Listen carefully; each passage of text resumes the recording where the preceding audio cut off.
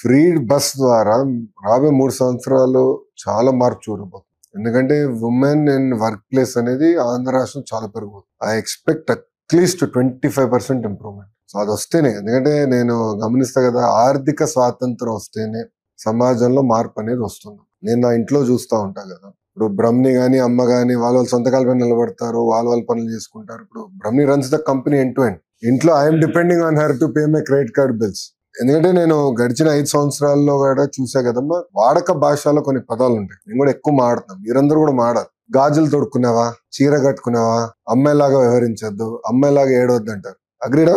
అమ్మాయిలు చెప్పండి, ఆడపిల్లలు చెప్పండి, కరెక్ట్ కదా? అది నేను నమ్మండి. దాన్ని ఫుల్ స్టాప్ పెట్టాలనేది బలంగా నేను ఆ వాడక భాష నుంచి కూడా తీసేయాలి.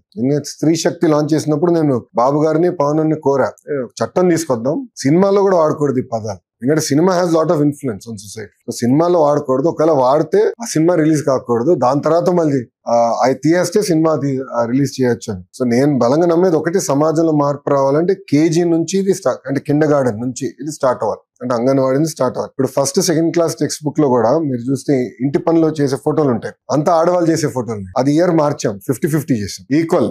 నేను I believe in that equal. Second, మొన్న I met the Indian women cricket team. I met with all the cricketers.